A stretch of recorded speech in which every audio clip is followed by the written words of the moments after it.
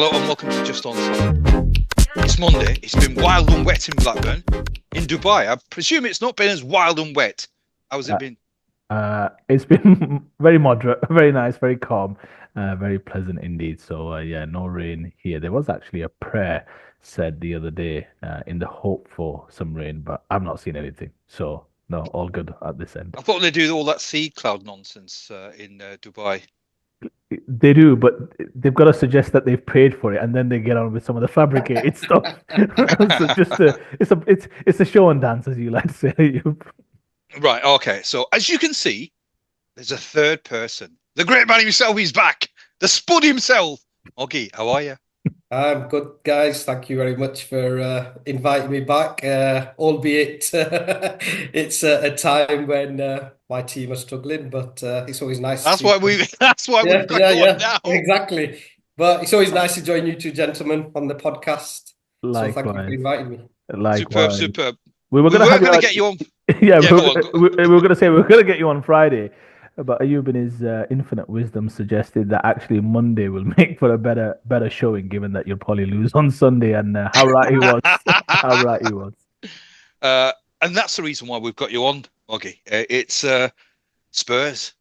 What the hell's happening at Spurs? So it was the very Spursy thing again yesterday, leading 2-0. I won't sort of say coasting, but certainly it was the ascendancy was with Spurs. And then it all sort of fell apart. So it's been a funny sort of season. Ange had high expectations. I think if memory serves me right, you were quite sort of looking forward to life under Ange. So from a Spurs fan's point of view, how do you think his tenure has been? How do you think last season was? How do you think this season has been? And what's your thoughts going forward? Lot to absorb there. So the floor is yours, my friend. Well, last season finishing six, I think fifth would no, we finished fifth, and that would have got us a Champions League place if our teams in Europe actually would have done well with the coefficient points, but that wasn't to be. So we're in the Europa League, and in his first season, overhauling the squad, bringing in some new faces, getting rid of some old ones. I think he did really well. Exciting brand of football to start with. Then it petered off when we played Chelsea, when we had the sending offs and Van der Ven and Madison went off injured at half time, and from then on in it just wasn't looking good. And then we picked it back up again when our players came. But consistency, that's the word that everybody's using with Spurs, and rightly so. We just don't seem to be consistent and push on when we are looking like we are doing well. Always messages me when we're playing, and that's the word that I use with him as well. That it's just it's yeah, the consistency levels. How can you be 2-0 up at home and then lose 4-2, regardless of who you're playing? It's just yeah, I'm baffled, mate.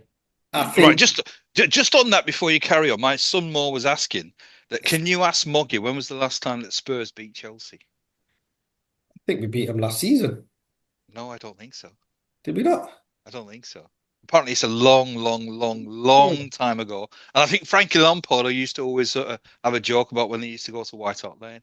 I don't know Yeah, what three the point. We used to call it 3 point lane. oh yeah, yeah.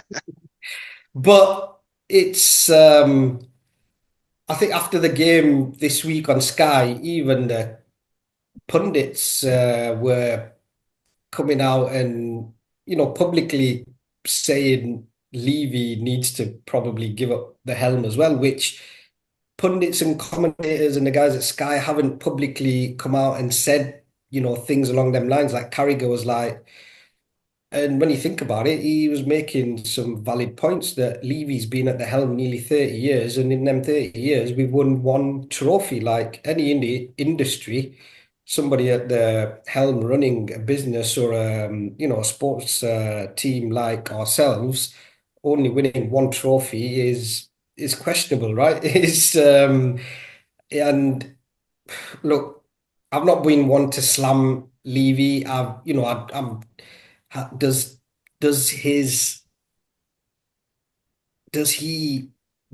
I'm sure he really wants us to be successful. Of course he does, but does he back that up? And I seen something the other day where current Premier League teams, we rank fourth to bottom with actual owner investment. Now that says a lot about Enoch and Daniel Levy putting their hands in their actual pockets. Yes, they've built a fantastic stadium, which I am going to next Thursday for the quarterfinal. Me and Zaki are going there. I even said to Zaki, can we get a refund on these tickets? Because it's just, but it's honestly, even yesterday before the game, I thought I'm just going to watch a game of football. It wasn't where I thought, you know what? But then when the starting 11 come on, I saw Van der Ven, Romero in there. I thought, you know what, we could actually give this a. This is probably our strongest side, minus maybe Benton Core potentially. And the way we started, I thought, well, there you go. It's you have your two centre halves back, and it makes a massive difference. But then it's players like Bissouma, who is, I know you were talking, good things about last season, but he's not got it. He's not, I don't think he's that guy in midfield who can control a game or, steady a ship. When you're 2-0 up to, it's just everything. And maybe that's the manager where we're going gung-ho in every single game.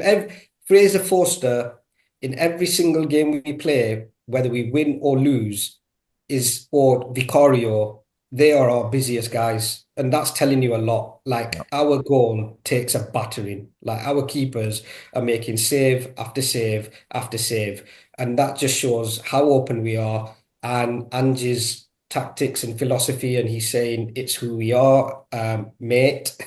And that's the way we're going to be. I think is he going to be changing? Is he too stubborn because everybody's saying it, like to shore up in games and not be too easy to play against or get in behind?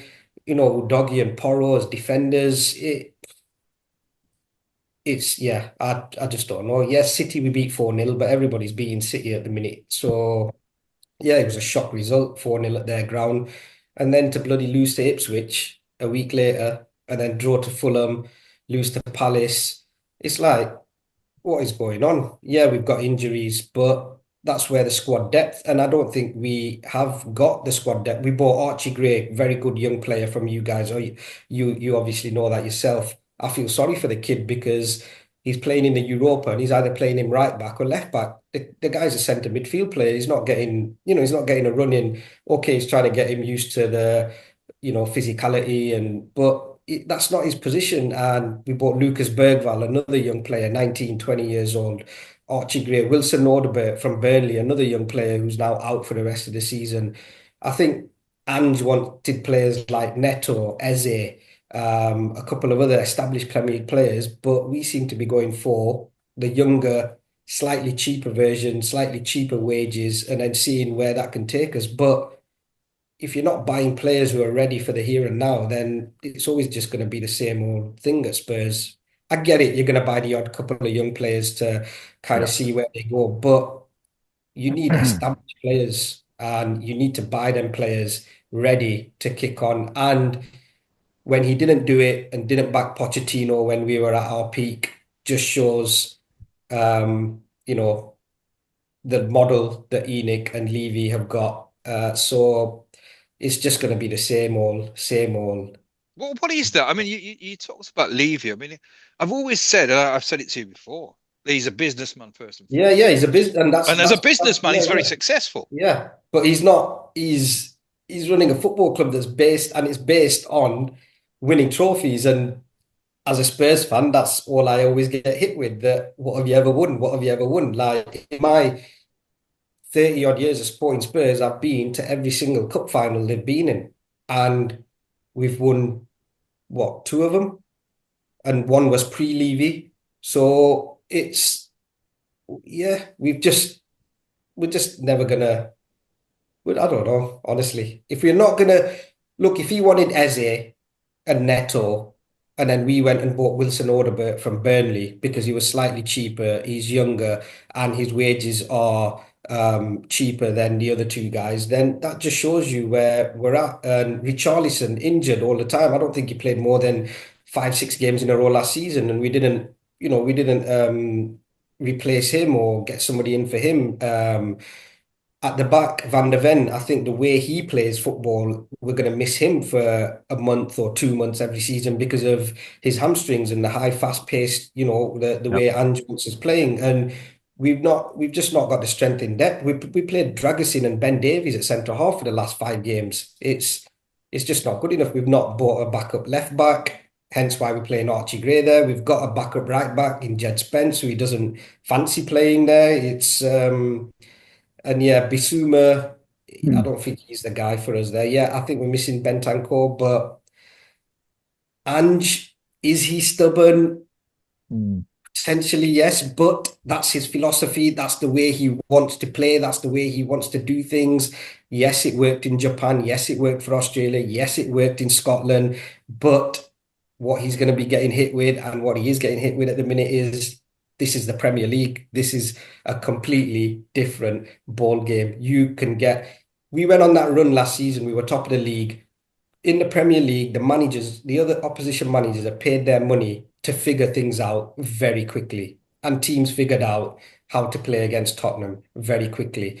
And like I said, every game, whether it's Ipswich, Palace, City, Liverpool, whoever we're playing, they are getting too many chances. And against the top teams, you're going to get punished. And at the minute, even against the teams at the bottom, we're getting punished. So the lack of consistency, the lack of squad depth, the lack of Postecoglou not potentially wanting to change his way of playing, whether we're away or whether we're going 2-0 up. This all now coming into, Yep. a fold where it's showing. So I don't know. You guys watch the games, you guys, watch football, you guys watch Tottenham. So what is your take on this? I'll let Oasis, as an Arsenal fan, talk about it. You're going Why, to enjoy why do you always say Arsenal fan? I'm always fair to Moggy, you know. it. Um, yeah, look, first and foremost, on the game itself, it was a very, very entertaining game. That's the first thing. I think probably one of the It games. always is. I said to my mates before, I said, this now is a proper game of football that you're going to watch. We watched Arsenal Fulham before it. And I said, now it's a proper game of football. It always is. Chelsea, Tottenham is always a proper game of football.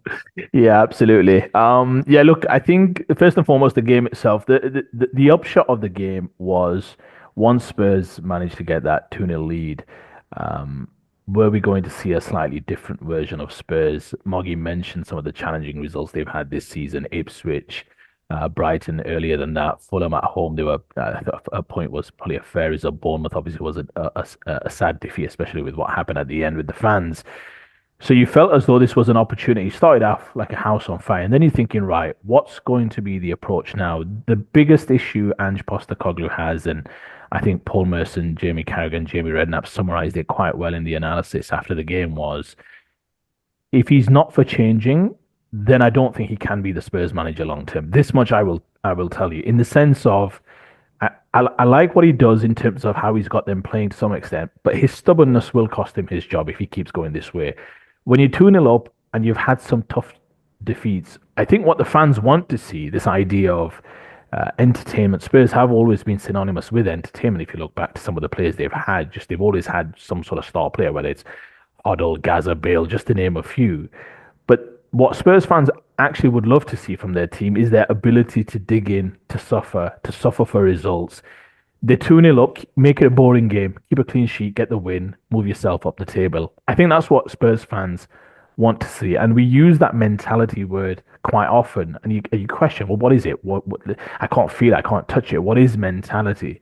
Mentality for me is the ability to go through a full season where you're playing big games week in, week out. You know that you're trying to challenge for the title, so your margin for error is minimal.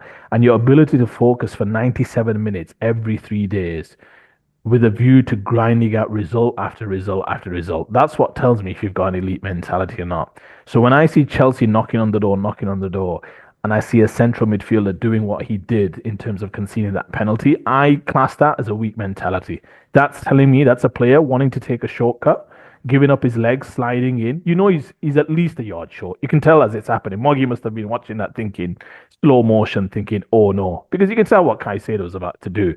So for me, Basuma, their weak mentality. Start, I'll cut him a little bit of slack. I think he's just over eager. Time's running out. I think it's about the 88th minute. Moggy, tell me if I'm mistaken. About 86th, Yeah, eighty-seventh it was minute. later on in the game. I Yeah, think he's just eager to get the ball because Palmer's kind of ushering it out. But again, you've got to be a bit smarter. I'm going to cut him a little bit of slack. Bisuma's an established veteran, so to speak, in terms of the Premier League. So for me, it's this kind of view. Now, again, what I would have loved to have seen from Spurs, given the stop-start nature of their season, some incredible highs, some really bitter lows, is that ability to dig in. And the fact that Chelsea knew that if we just stay at it, no panic. I thought Palmer had one of his best games, but he was also afforded pretty much the freedom of the park, let's be honest, because Spurs don't really focus or concentrate in that sense of creating some sort of defensive plan to prevent him, arguably the best player in the league right now, from getting on the ball. He had one of his best games where he was just picking it up anywhere he wanted and just running the show. If Spurs don't have this ability to suffer, I say it again, they're not going anywhere. Not in a league where, and I compare it similar to Formula One. Formula One ended this weekend as well in Abu Dhabi.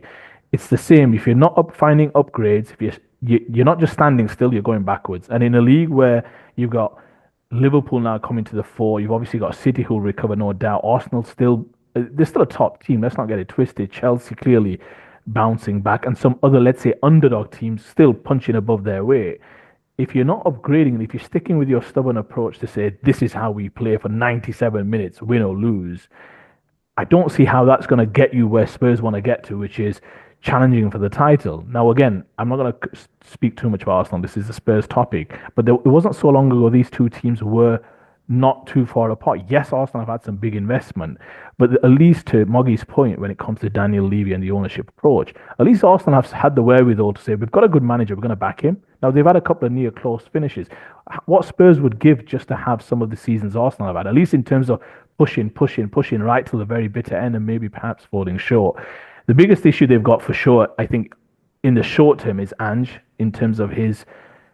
I guess it's not so much that he has to change his ways. He just has to be a little bit smarter to suggest he's the man to take Spurs forward in terms of his ability to play all facets of the game.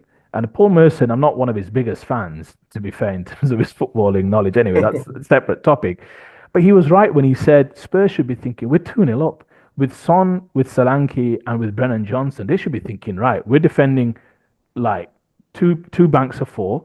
And with this Chelsea team, easily able to spring them if they keep pushing. And imagine how Chelsea, how difficult they would have been if they had to consistently break down two banks of four. The fact that they made it such a you play we play basketball game suggests that quality in the end was going to win out, and ultimately Chelsea had the best play on the park. So, look, I think from Spurs' perspective, it's going to be a long season if they don't change, especially given the injuries Moggy you right mentioned. To lose both centre backs again in the game, that's a bitter blow. They're not going anywhere fast because those two are arguably the fulcrum of that team. We'll probably get on to Chelsea shortly, but again, I think if they don't change their ways, if they don't show that ability to, like I said, suffer in games, I think you're probably looking at eighth, ninth place finish because there's some other teams like a Forest, like a Brighton who have some late game heebie-jeebies, if I may say, in terms of their ability to see out games. But those are teams that are consistently probably going to finish above Spurs if they don't get this sorted out, especially given the current injuries that they've got as well. Yeah. Just on if I just go on the, I mean, you've sort of virtually covered everything, but I just wanted to go on Ange and his philosophy. He's got obviously one philosophy. He's always had. I mean, he's always had this one style of approach. So who do you blame? Do you blame Ange or do you blame Levy, who's obviously appointed a coach, knowing full well what his footballing philosophy is? So Yeah. really, if he sticks with that philosophy and he doesn't get the result, Yeah. then really it's unfair for him to then be sacked because he said, "Look, this is the way that I play." Yeah, you can have a philosophy, but we've been watching playing football ourselves for a long time. Um, and as a top level coach at the elite level, to just have plan A and doesn't look like there's a plan B, C, or D. Like we said, if that is going to be the only way for him, then he's not going to last long because it doesn't matter whether whether you're yeah, everybody wants to see fast attacking football. Of course we do. And under Conte and Mourinho and Nuno, we were starved of that a little bit. And Ange just come in and he's playing that well. But you need 15, 16, 17 players ready to give that all and be at a certain quality and level to be able to do that. And we're not. And like we said, the mentality. I know Spurs go to Bournemouth, wet, windy, tight pitch, same Crystal Palace, similar Ipswich. If we go to pitches like that and playing conditions like that, I just know we're not up for it. We're not up for the fight. We've not got the players to give that fight. Players have been going missing too often, and then it's easy for them to come out in the press afterwards and say, "Oh, you can't blame the manager; it's on the players." But you can't keep coming out and saying the same thing week in, week out, and then not doing anything about it.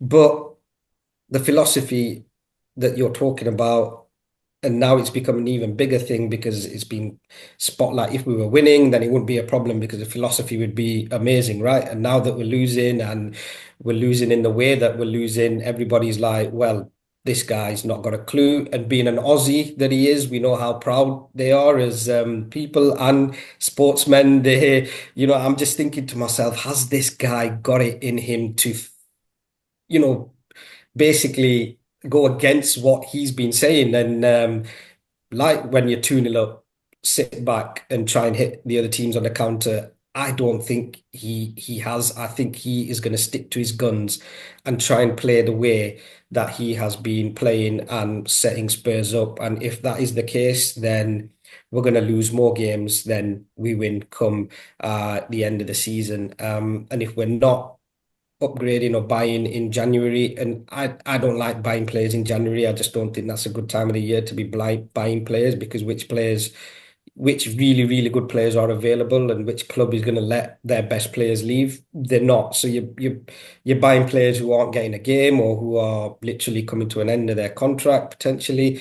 So why haven't we sorted this out in the summer is my question. Why have we basically loaded ourselves up to look like a nursery with all these young players who are not ready to be put in? You're buying Archie Gray for £40 million. I seen Postecoglou. He was at the Euros in the summer, and he's seen the likes of. I'm not comparing any of our youngsters to Yamal or any or Gula, any of these young players, but he was saying himself that if they're good enough, then they're old enough, right? But I don't think he's got that belief in some of the younger players because he's playing them in the Europa League or bringing them on as subs in the last 10 minutes when we're chasing games. And it's not fair on the youngsters, right? So it's a really difficult one to put the finger. And the Bournemouth game, when he went over to the fans and the way the fans gave it to him, I was very, very surprised myself the way the fans reacted. But it's got to a point where it's like I think the fans were trying to tell him as well that listen, mate, like there's something needs to change. I think as a fan base, I think we like Ange as a manager and what he's bought, but I think there's also that factor where it's like, come on, you're being a bit naive here and you're being a bit stubborn. Like you need to, for your own good, you need to kind of work on a few other things in training. Because even set pieces, we were like, every time a team got a Yeah. corner against us, I thought they were gonna score. So you just think to yourself, like, are these guys working on this in training? Like, I'm not questioning our coaches and stuff to say they're not working on it, but when you're conceding week after week the same goals, then it makes you think that what is it that these guys are working on or doing? So like we said, I think he needs to change or have a little think with his coaching staff very, very quickly if he wants to stay in the Premier League and manager of Tottenham. I'm not Ange out. Um, there's always a reaction on Yeah. Twitter or X now it is that that's where you go and read some of what the fans are saying. And then after the game, there's always going to be that reaction of like, he doesn't have a clue, he doesn't know what he's doing, get him out. But who do you bring in? Who do you bring in? We've tried it all. We've tried it all in the last 10 years. You name it, we've had the managers, and it's just not worked. So he's brought a bit of joy back, bit of enjoyment, bit of excitement. The pundits and the commentators like watching us, but that's more of them then being able to have a laugh and a joke after to say, well, typical Tottenham. And it can get very depressing at times. But yesterday, it's criminal to be 2-0 up at home against anybody. It doesn't matter whether it's City, Liverpool, Chelsea, Ipswich, whoever it is. If you're 2-0 up at home, you should be seeing that game out. That's the simple fact of the matter, Yeah, really. yeah. Bearing in mind, I mean, you were two up in what, 10 minutes, 15 Yeah, and we minutes? had a couple of other Yeah, yeah. chances. So it's a bit early to shut up shop. Yeah, yeah, but no, I wouldn't. I'm not saying shut up shop, but always said we've got the players to be able to play on the counter attack, and Chelsea would have been trying to, bring it on to us, and we have the players and the quality to be able to spring and create more chances, right? It's just being clever, right? Like but if your manager has told you to be and play in a certain way, then obviously the players are now, ingrained, and it's they just want to play in that one way. It's just The thing that I would say, Ayub, is your question about Daniel Levy, whether or not he's got some part to play when he appoints a coach, as in he knows what the coach's MO is. Now, look, there could be multiple reasons why he's ended up with Ange. I don't think it was their first choice, if memory serves.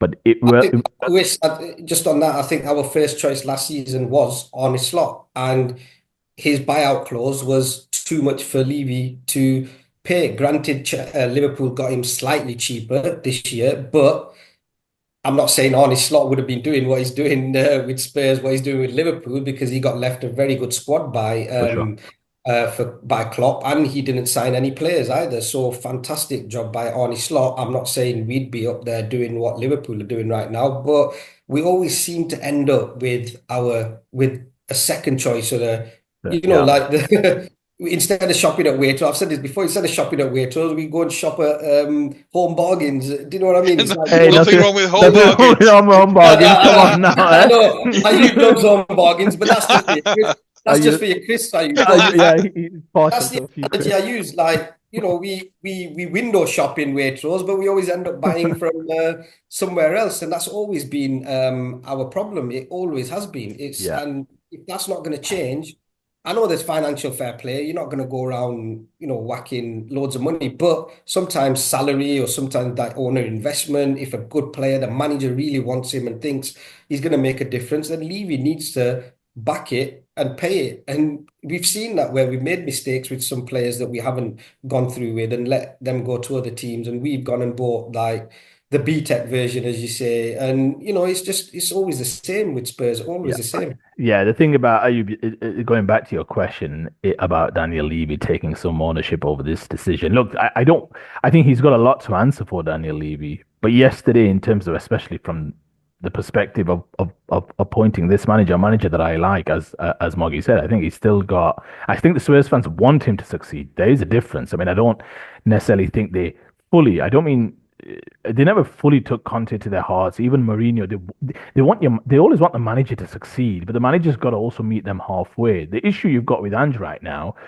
it's not necessarily that he's lacking tactical acumen or what have you. I mean, it's difficult to see that sometimes, but it's more that it's common sense that tells you that when you're on a run like Spurs are, where the confidence is a little fragile, where the crowd, where you just need a result just to give a little bit of a confidence boost. Imagine, in amongst all the difficult results, to have beaten City and Chelsea in as many weeks, that would still give you some fillip to say we can do this.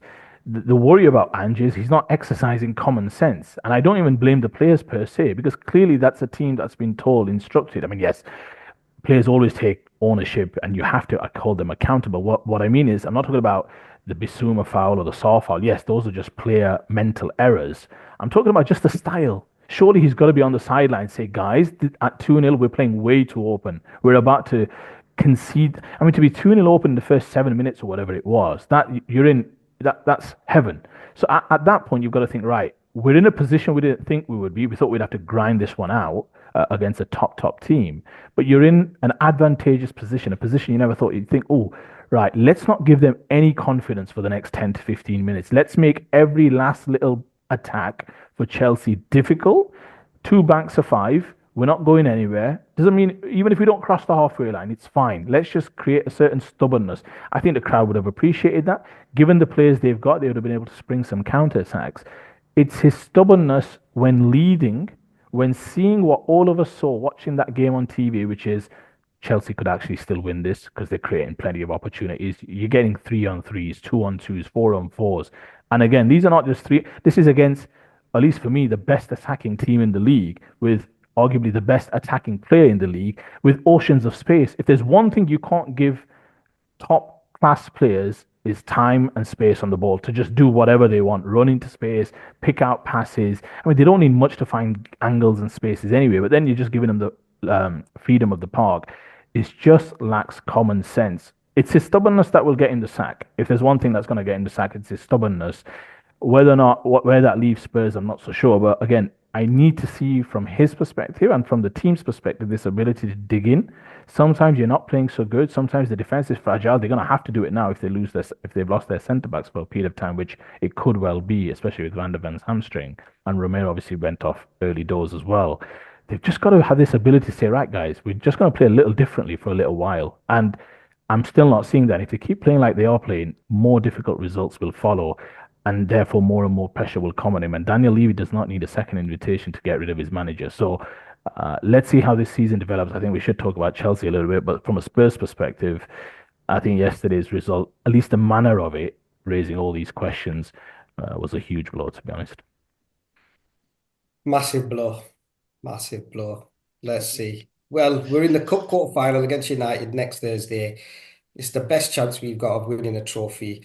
And if we absolutely just botch that up, then it's just going to be another season where we just waiting till the end to see what happens. Because I don't see us even finishing European positions if we carry on going the way we're going. So let's see what happens. I mean, I see Spurs. I mean, this is where I see Spurs as a team that should be every 3 or 4 years winning at least one trophy. Yeah, of course. At least. And I mean, I'm very much. I mean, as I said, you've covered the topic in detail, but he doesn't appear to be somebody who's going to change. So therefore, I don't know. I mean, with Levy, what do you do if he's not going to change? What do you do? Do you pull the trigger now and make sure that somebody has an opportunity in January Oh, yeah, to sort of mold the team? yeah, you quite. I don't think he deserves to be fired. No, I'm Yeah, sorry. I don't think he'll be fired. I think the fans obviously want Levy gone before the manager goes. He Whether ain't that going nowhere. that is not happening. There has been a lot of talk recently, more than ever before, about potential investors, and he's giving up some of his stake, or even a buyout. But he's going to want a lot of money because, look, respect to Levy for what he's built with the stadium and what he's done there, and he's made that a cash cow. But you need to put that money back, not all of it, but a lot of it back into the club. And as Pochettino famously said, no point having a nice shiny house if you've not got the furniture to put inside of it, right? So that's exactly what Tottenham are. We've got the nice shiny house. Everybody envies the stadium, but we've not got the furniture inside to be able to, when you walk in, everybody thinks, yeah, because we're just too easy, too open to play against. And with Spurs and Levy, it's always like a soap opera. It's like watching EastEnders. It's just, yeah.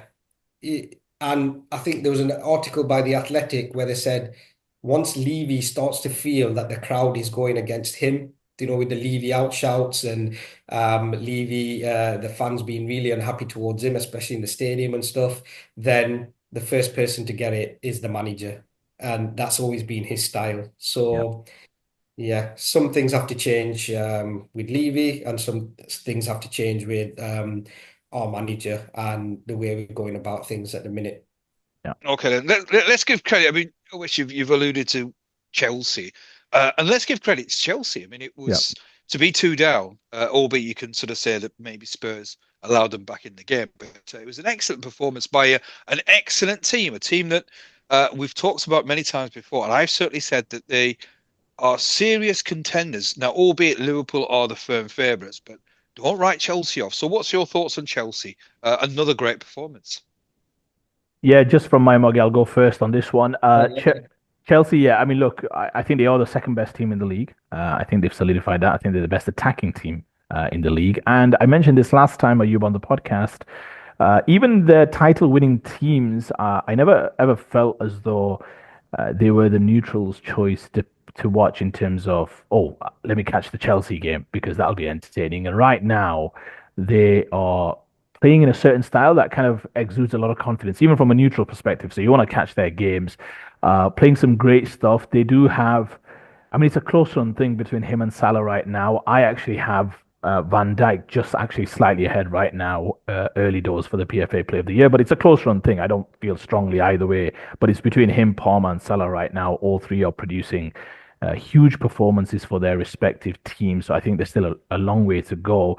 But Palmer yesterday was the best I've seen him, albeit against a team that gave him a lot of space, which again, I don't understand. He should have scored in the first half when he miskicked that sitter, essentially, it was from that cutback. But you just, the big players, the best players, don't put the head down and they keep going and they keep grinding. And in the second half, obviously created lots of great opportunities and even the goal for Fernandez. I mean, lots of trickery. Udogi's probably let him go past way too easily. But he's such a good player, growing in confidence. Again, that right bit of arrogance that you need as well in his game, which is perfect. So he'll be hoping to kind of establish himself in the England team as well. But from a Chelsea perspective, look, that's a team that's creating a good spirit. You saw the celebrations after the Fernandez goal. You saw the celebrations at full time. It's a manager that, Ayub, to borrow your phrase, is getting a good tune out of him right now. I think he's going to have to go do away with his line right now in terms of not being challenging for the title because ultimately they are in the title race. And I think there's nothing wrong with owning that. They are the second best team in the league. Liverpool deservedly well ahead. But just in terms of the football they play, they have a great confidence that they'll score. And I think there's something in that when your team knows, even at 2-0 down in a raucous atmosphere with the crowd bouncing, and you're just trying to just hang in there. But they play with a certain confidence to say, no, we keep playing, we keep going. Look, in the end, when you play like Chelsea do, and this is why I still think have Liverpool ahead, which is that Liverpool have the best balance when it comes to the Premier League right now, in my opinion. Yes, they conceded three at Newcastle, but when you look at them and you watch them play consistently over 95 minutes after 95 minutes after 95 minutes, you see a team that is fairly well structured defensively, but obviously has elite goal scoring talent at the front end and the ability to get goals from various different places. Yes, Salah's still making the key differences at key moments, but they've got goals from everywhere. Chelsea, you feel, are perhaps a little more leaning towards the attacking side. They still look vulnerable in a lot of space. I mean, you look at the Son chance. I mean, if that goes in, there's going to be inquests about Chelsea's attention to detail, their focus, their concentration. And there was just something about the way Son attacked the goal that I didn't feel quite confident in his body language. You saw him like he just kind of ambled towards the goal. For whatever reason, I just didn't feel quite confident in him finishing that. Although in years gone by, that's meat and drink for someone like him. But yeah, Chelsea still have the propensity to concede opportunities. Perhaps that's what makes them quite an exciting team. But I just love the fact that they've got an incredible amount of confidence in their ability to score. They're getting a huge tune out of Sancho when he's playing. He's playing like the player Manchester United thought he would be. Like the way it's not the fact that he scored the first goal, which was great. It's the fact that he's had the confidence to say, let me cut in, get a couple of yards and shoot. He would never have done that for Manchester United Football Club. That level of just ownership to say, no, I can make the difference. And even in the second half, there were some situations where he was really, I mean, superb. The player that United thought they were buying from Dortmund. So look, Chelsea, great team, great forward players, now getting goals from key areas like an Enzo Fernandez chipping in goals. No doubt Jackson will be chipping in. Palmer's deadly from the penalty spot. And look, they'll get more penalties because they're an attacking team, dominant in the final third. I think right now they're the second best team because they don't have that balance between attack and defense that I think a Liverpool have. It doesn't mean they can't get better at that. It'll be interesting to see how they cope with the pressure as the season ramps on. It's still a relatively young group and a relatively inexperienced group, but for the sake of the neutrals, you always want some sort of competition at the top end. So I think it's important Chelsea keep, let's say, nibbling away. I've got brothers who are Liverpool fans, so they won't thank me for saying that. My son's a Liverpool fan. But even just for the sake of the competition, I think it's interesting if it does get a little bit tighter because you want to see the two go head to head and in big games down the stretch, last 5 or 6 games. But if they can keep this up and if they can keep that one champion player fit and firing, There's no reason why they can't take this all the way to the very end. It's still early days. I always see kind of that January period where you've played 19 games as like, okay, where are we now? So we're still a few games away from that. But yeah, much to like about Chelsea. Great football, great goals, and great conviction in their offensive play, which bodes well for them moving forward.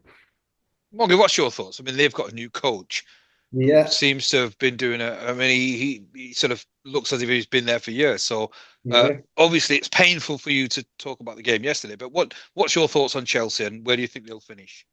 Well, Chelsea were the laughing stock last season, right? And everybody thought, what the hell's going on here with all the signings and everything they were doing and making, and then, but they seem to have brought in a very, very, very good manager who takes no prisoners. He's put Chilwell to the side. He got rid of Sterling. He's got players like Nkunku and João Felix on the bench who would be starting for many, many other teams. So, he's a manager that you like to think that, you wouldn't want to get on the wrong side of. He's got a good philosophy and way of playing football coming through with Pep, and obviously we saw that with Leicester in their promotion season. So I think the players they bought, there seems to have been some method to the madness. And I think they've still got a few more Brazilians ready to come in who are on loan somewhere. So I think they're only going to get stronger. I think they've got a couple of, I think that if they got somebody in to play with Levi Colwill, I think maybe when that Fafana's fit or another centre off to be a lot more solid and a goalkeeper, then they'll be right up there for the next 5 or 6 seasons without a doubt. So fair play to Chelsea. I don't like them as a club, obvious reasons, but you've got to hold your hands up, right? When somebody's doing something right. And like I said, fair play to the manager and fair play to their players. They seem to have planned very well in the last couple of seasons with the signings that they've made to kind of get to this point that they are right now. And like Oasis said, I was a bit skeptical initially about Cole Palmer when he first came, and why City let him go. But you cannot knock what this kid, that penalty, that Panenka yesterday, that is coolness personified. Like when he did that, I was like, yeah, this kid's got ice running through his veins, and he comes on the football pitch and plays the game like he's playing literally in the back alleys with his friends. So he's a special player, and yeah, he's up there with the likes of Mo Salah with the best performers this season. And you keep them guys fit, you keep them guys firing, and them are the difference makers in your season. It only takes one, maybe two players to stand up and be counted each season in your team to make that big difference. And Cole Palmer currently is the guy for Chelsea, like Mo Salah and Van Dijk are for Liverpool. So fair play to Chelsea for what they're doing. Can they sustain it? Can they carry it on and give Liverpool that challenge? Let's see. Time will tell. Just before you go, Really? you Yeah. sorry, just one more thing to add on, just before I get your thoughts. The one really I don't know if you noticed this during the game as well. There was a situation in the second half. I think one of the Chelsea players was near the byline, and you could hear Maresca say, "Go forward." I can't remember exactly what it was. I think it might have been Sancho, but you could hear it because the camera was panning to the touchline or near the byline. And there were so many instances in the first half through Lavia, through Enzo, playing sharp balls forward in between angles of like to split Bissouma and Saw. And what I like about Chelsea is that the more you see them play, the more they're growing in confidence, the more, in a sense, attacking they play and the more intent they show with their passing. I mean, this is a team, the reason why they're exciting is they're not just knocking it about for the sake of knocking it about, thinking we'll just methodically break you down. It's interesting to watch, like Moggy mentioned, to watch Arsenal, let's say, before Chelsea. And it's not to say one style's better than the other. It's just interesting to see the contrast. You've got one team who's very risk averse, very conservative, and they pretty much throttled Fulham in terms of chances conceded. Fulham had one, I mean, I guess it's a half a chance. It's a great finish, but it's a half a chance. They had nothing else the entire game. Not saying Arsenal were great going forward. I thought they were okay. But in terms of chances conceded, the approach from Arsenal is be conservative. We just knock it around. We're going to coax this team out and slowly, methodically, we're going to try and beat this team out. Whereas Chelsea are like, no, we're just going to go for you because we think we're better than you. And yes, we'll concede some opportunities along the way, but we think we'll score 4 and 5, depending on if our attackers get enough space. So I just like Chelsea's kind of identity because it makes it fun, it makes it watchable, very entertaining. But they do have a clear conviction in playing forward and playing quickly and playing incisively. I mean, look, you've got Sancho in confidence, Neto, who's playing incredibly well. You've got Madueke come off the bench. Of course, Palmer's the linchpin of all of this. They've got a striker who's developing game in, game out in terms of his hold up plays, link up play, and all the rest of it. So yeah, I just love the intent with which they play, and I think that intent will carry them a long, long way, and will keep them in games, even in games where they do fall behind. And there'll be many more games this season where they will fall behind just because of the way they play.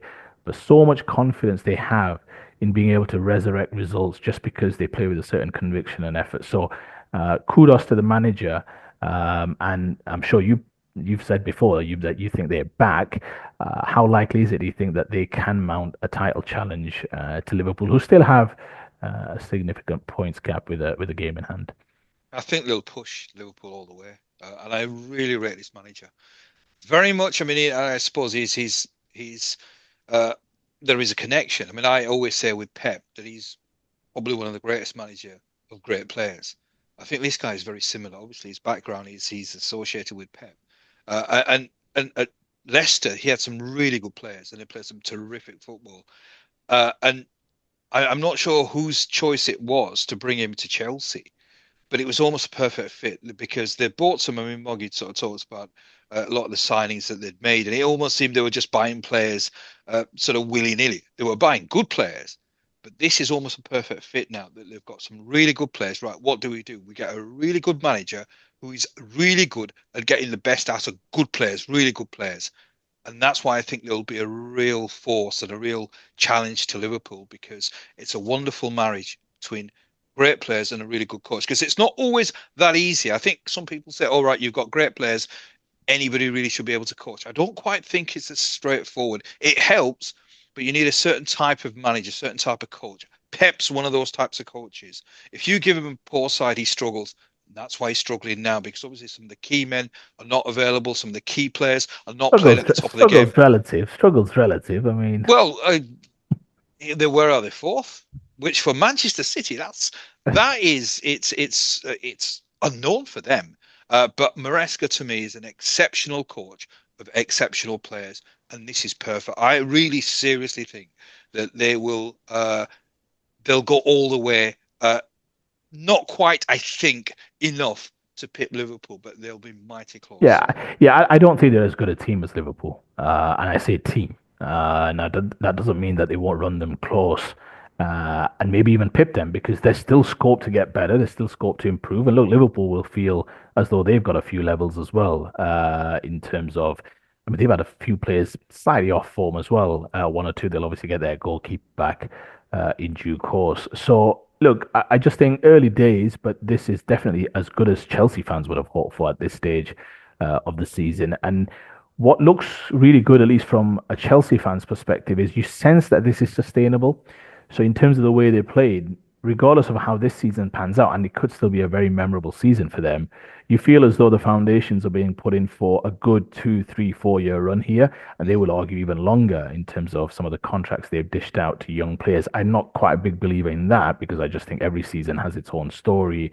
You can't really control what the other teams are going to do in terms of improvements from their side. So yes, you might be well placed, but you can't still control what some of the other teams will do. But right now, for the here and now, they look well placed in terms of the squad profile, in terms of some of their top elite level players.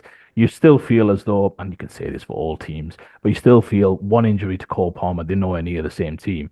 That's just, I guess that's what happens with any good top players. You could say the same maybe for Salah. But great watch, fun team to watch, and I think they can run Liverpool close. They'll probably just need to shore up a little bit in terms of at the back because right now the goalkeeper's a weakness. It'll be interesting to see. I think it's Jorgensen who's their deputy. It'll be interesting to see if he can beat him out over the long run. But he's definitely a weakness for me, as well as just generally their ability still for me for teams to get at them fairly easily. I mean, Spurs in the first half, I mean, there was a chance, I think it was offside, Moggy, you'll remember, I think Son made the run and then Doggy flashed it wide. But it felt in the first half, it could have been 4-0 kind of very quickly, Yeah. and it could have gone ugly, but Chelsea then obviously stabilized. But yeah, for now, second best team in the league, not higher than that, but definitely well in the title hunt for me. Right. Just before we go, I'm gonna indulge you. You can talk about the Arsenal. Not quite the result you wanted. It could have been, but Martinelli was fractionally offside. But what's your thoughts? I mean, it's a league where I suppose you don't want to be dropping points, and that gap between Arsenal and Liverpool obviously it's increasing. Even though Liverpool didn't play, but they've obviously got that game in hand. So, what's your thoughts? Yeah, just very quickly, look, I'll give you my own sentiments on the game itself. I was watching the game, and when Jimenez scored, Fulham is a bit of a bogey team for us. They took 4 points off Arsenal last season, I believe. In what one of them was our worst performance at Craven Cottage, where we deservedly lost. And when you go 1-0 down, you're thinking, yep, Fulham don't look like the kind of team that's going to concede two. So we better be very careful as to how we go about it. And I just thought if we could get maybe level up by half time, that gives us 45, 50 minutes to kind of break them down there afterwards. They played very well, Fulham did. Very compact, very tight. Marco Silva is a great coach. I think most of us would agree. But yeah, just that first goal. I'm just going to point out something that I've seen consistently, at least from Kiwior. Look, I think he's a good defender. He's not a great defender. He's a good defender. And these are the drop-offs. You remember when Salah scored the equalizer at the Emirates from that great pass from Arnold to Nunes. Nunes cut it back for Salah to finish 2-2. But I noticed then that if you look at what Kiwior did in terms of the angle he takes in terms of running forward, we all speak about it with centre backs. Some of them get caught ball watching a little bit. And the angle he took for that goal was similar to the angle he took for this pass. What you should be doing is kind of you watch Jimenez's movement. He realizes very quickly that this ball's going in behind, whereas Kivio's moving forward. Jimenez is actually retreating the other way, and that just gives him the 2-3 yards to slide in behind, and Saliba can't get across. So that's a slight technical flaw in his game in terms of the angles he takes to intercept passes and to anticipate movements. But Arsenal, on the whole, honestly dominated the game. Fulham had absolutely nothing. Raya had nothing to do for the rest of the game. I thought Arsenal, I mean, for sure deserved a draw. Yes, another set piece goal. I'm sure Moggy won't be too critical of that. Set piece is a key part of the game, as is important. But look, it was a great, well worked set piece routine. And you just felt there afterwards. You're thinking, right, let's go on, let's kick on, and let's make it work. I guess the disappointing thing, and this is the great thing about sports, you think one moment, wow, late winner, fantastic, you're up in arms. Amazing. It reminded me a little bit of, I guess, perhaps not as dramatic, but Moggy, you'll remember how it would have felt for Man City fans all those years ago when Sterling scored that disallowed goal in the Champions League against Spurs, the famous Llorente game. But, in terms of high stakes, a big moment, and then suddenly it's disallowed. I remember Guardiola, I think it was Guardiola on the sidelines, absolutely distraught. But yeah, it felt that kind of moment. I did anticipate it in real time that it looked close. That first pass, Saka was onside. I knew that. The first pass just looked tight, just because few Fulham players put their arms up in the air as well. The only disappointing thing for me is, look, you know what I'm gonna say. Don't laugh at me, you. But the disappointing thing is, you always think, man, he's not even got an advantage by being offside. There's one thing where you're running behind and you score the goal and you think, yeah, he's gained a clear advantage. This is just a freeze frame where he still ended up receiving the ball, and you've still got to do everything there afterwards. So it's just something that bothers me. He was offside from what you can see in the replays, just by a tick, I guess. But disappointing. It was a huge moment. I guess you could have imagined what it would have meant confidence-wise for Arsenal, and also for Saka to deliver another big moment from a header. But in the end, they did quite do enough to win the game. Over the course of the 90 minutes, offensively, perhaps not, but I thought they still dominated the game. But yeah, opportunity missed. Still proud of the efforts in terms of, again, it wasn't a game where you thought, oh, they're getting done or it's a poor performance. They were just, again, a little cautious. They're a risk-averse team. They don't want to concede too many opportunities. And right now, that's perhaps just costing them. You looked at their XG in terms of open play, and it wasn't all that. I do think the issue with Arsenal right now is they have this tendency too much to play pass to feet. So there's not enough risk in their play. If you have a bit more risk, you're not going to allow the other team to set in with a low block. But right now, because they're playing past the feet too much with a double pivot quite often, yesterday, Jorginho and Rice. Yes, Rice not quite a double pivot, but still his game's predicated on power and pace rather than any real technical nous. It means they're going to consistently have to break down two banks of four. You've seen Saka being double teamed, treble teamed. It's just not enough risk, I would say, which is where they're just getting caught in amongst the margins of the game. So opportunity lost. I don't think it's fatal. Still not. I still think it's a little too early. But yeah, their margin for error now is very, very, very tight. And right now, I think they've got a lot of work to do before they can claw their way back into that conversation. But I wouldn't put it past them because they're still, in my opinion, playing like a top team, but not quite converting some of those draws into wins. Right then, thank you so much for your thoughts. Leeds won as well. Just slip that in because normally we do talk about it against the mighty Derby. Right, okay. On that note, I think we'll call it a day. Moggy, absolute pleasure as always to have you. And we'll have you on again, but we'll try and have you on after Spurs are having a decent run. Might be a while. Might be a while. All right. So, and the audience as well, as always, a pleasure to have you. So we hope you enjoyed it because fans' favorite Moggy was on. So, until the next time, stay safe. If you're wherever you are, if it's windy, stay indoors and keep your wigs on. All right. Take care. See you later.